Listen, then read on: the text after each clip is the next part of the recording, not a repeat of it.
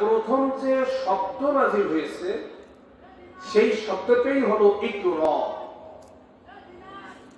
আল্লাহ তাআলা বলেছেন পড়ো।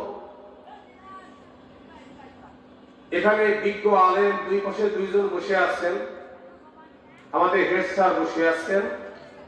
ইকরা শব্দের অর্থ যে পড়ো, এই পড়ো অর্থ কিন্তু রিডিং পড়া নয়।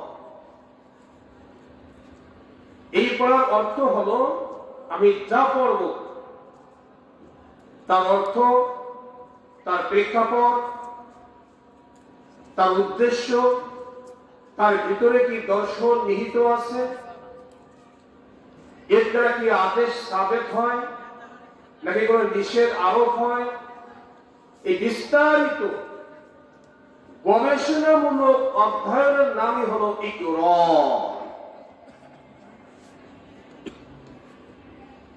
এইভাবে কোরআন এবং হাদিস সহ দর্শন শাস্ত্রের যারা প্রকৃত ইকরা শব্দের হাকিকত উপলব্ধি করার সক্ষমতা অর্জন করেন, শুধুমাত্র তারাই ফকিহ হতে পারে।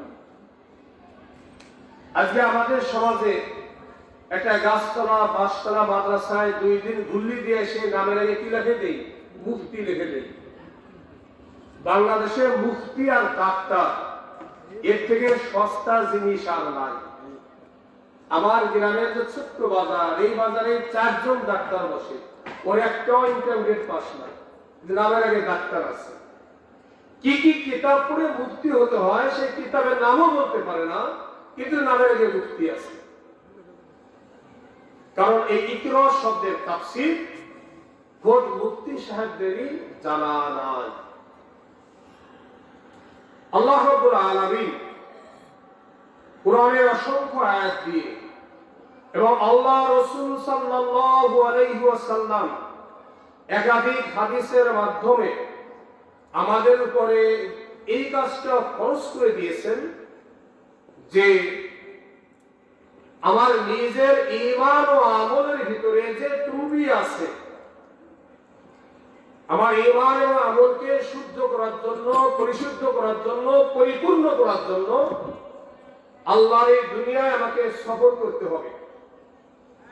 যদি এইটা পরিপূর্ণ হয়ে যায়, আল্লাহর বান্দাদের ঈমানের ত্রুটি, আমলের ত্রুটি সংশোধনের জন্য, অর্থাৎ শিরক মুক্ত ঈমান, বিদআত মুক্ত আমলের শিক্ষা দিয়ে আল্লাহর বান্দাদের আমলকে সহি করার জন্য আল্লাহর এই বিশাল পৃথিবীতে পরিভ্রমণ করতে হবে।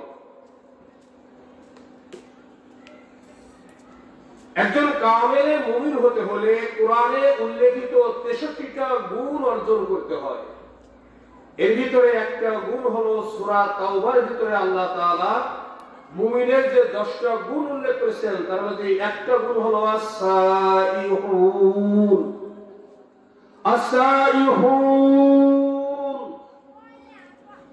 মুমিন বিশাল এই পৃথিবীতে পরিভ্রমণ করবে, আনন্দ ফুর্তি আড্ডা বিশ্ব ঘোরাঘুরির জন্য না, নিজের শিরক মুক্ত ঈমান এবং বিদআত মুক্ত আমলের প্রশিক্ষণ নেবে, আল্লাহর বান্দাদেরকে শিরক মুক্ত ঈমান এবং বিদআত মুক্ত আমলের প্রশিক্ষণ দেবে। এইভাবে আল্লাহ তাআলা এই দুনিয়া ঘুরে বেড়াতে হবে। এইভাবে এই মুমিনের গুণ অর্জন করার জন্য যে সমস্ত মহামনীষীরা যুগে যুগে অক্লান্ত পরিশ্রম করে কাজ করেছেন, তার ভিতরে অন্যতম শ্রেষ্ঠদের ভিতরে ইমাম আজম আবু হানিফা রাহমাতুল্লাহ আলাইহি অন্যতম, শেখ সাদি অন্যতম। তারা এই কাজটার জন্য কিভাবে মুজাহাদা করেছেন, সাধনা করেছেন, ছোট্ট একটা গল্প বললে ক্লিয়ার হয়। শেখ সাদি রাহমাতুল্লাহ আলাইহি বাড়ি থেকে বের হয়েছেন, পৃথিবীর বিভিন্ন রাষ্ট্র, রাজা, বাদশাহ, সাধারণ জনগণদেরকে এই কোরআন এবং হাদিসে এবং ইসলামী দর্শনের শিক্ষা দিয়ে দিয়ে দিয়ে দিয়ে বহু বছর পর আবার বাড়ি ফিরে আসতেছেন।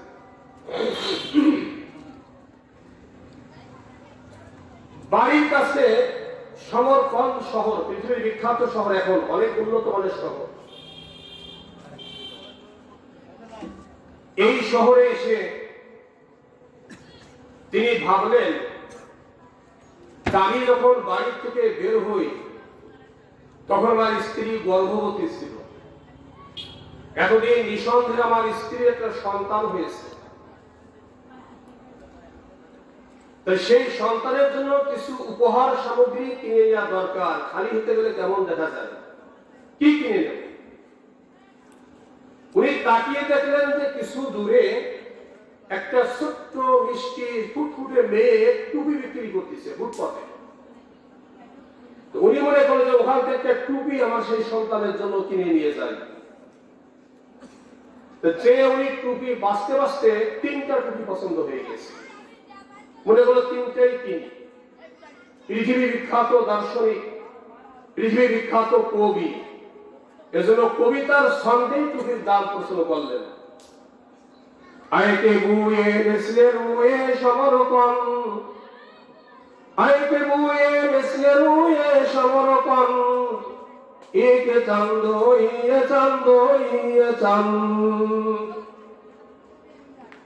হে সমরকন্দের চাঁদের ন্যায় সুন্দর ফুটফুটে মেয়েটি, তোমার টুপির ইয়ে চান্দ, এইটা কত, এইটা কত, এইটা কত?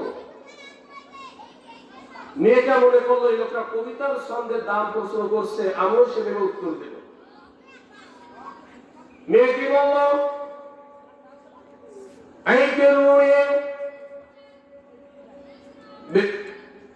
আইকে বুয়ে মিসলে রুয়ে সন্তানাত কো, ইয়ে হপ্ত ইয়ে হস্ত ইয়ে নো। হে বাদশার ন্যায় সুন্দর দাড়ি বিশিষ্ট সমরকন্দের লোকটি, ইয়ে হপ্ত, আমার টুপির একের দাম 60 টাকা, ইয়ে হস্ত একের দাম 8 টাকা, ইয়ে নো একের দাম 9 টাকা। শেখ সাদি অবাক হয়ে গেলেন যে আমি কবিতা মিলেছি সমরকন্দ আর চাঁদ দিয়ে, আর এই মিলেছে কো এবং নো দিয়ে, আরো বেশি মিলেছে। সমরকন্দের মেয়ে টুপি বিক্রেতা ফুটপাতের মেয়ে আমার থেকে ভালো কবিতা বলতে পারে? উনি অবাক হয়ে প্রশ্ন করলো, তোর বাড়ি কোথায়?